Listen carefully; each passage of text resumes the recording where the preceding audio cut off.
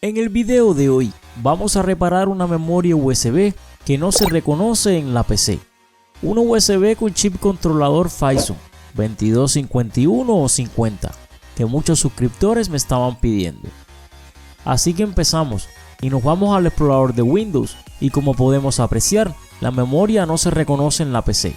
Pero bueno, la repararemos en un momento con nuestra solución DTEK, comenzando por abrir el Chip y vemos que se trata, como ya les había adelantado, del chip controlador Phison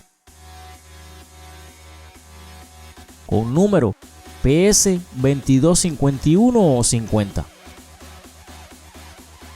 Una memoria que data del año 2011, o sea, de hace 11 años. Y con Flash IDE de Hynix. La herramienta que utilizaremos es el Restore 3.12 de Phison. Y recuerda que todos los enlaces estarán en la descripción del video y sin publicidad. Y simplemente lo que haremos será ejecutar el Restore 3.12 como administrador. Y se nos abrirá la herramienta. Y de las dos opciones que nos salen, Formato y Restore, escogeremos Restore.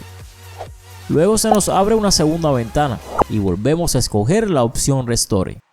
Y por último, si deseamos continuar y le decimos que sí. Si te gusta este tipo de videos, puedes suscribirte al canal con campanita activada para que no te pierdas ningún video que suba a la plataforma.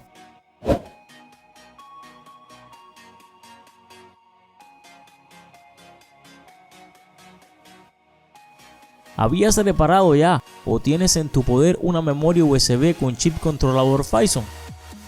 Déjame saber tu respuesta en la caja de comentarios, que yo siempre te responderé en el menor tiempo posible y te daré corazones como siempre.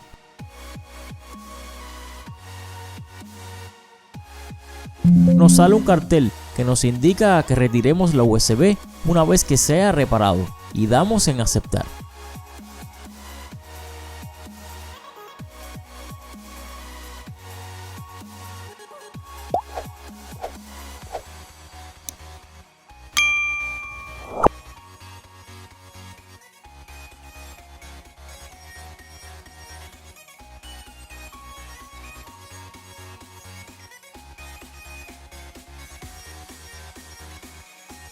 Hasta que nos sale el cartel que nos dice que la reparación ha finalizado de forma exitosa. Ahora vamos a comprobar en el explorador. Y veríamos la memoria sin problemas y completamente funcional.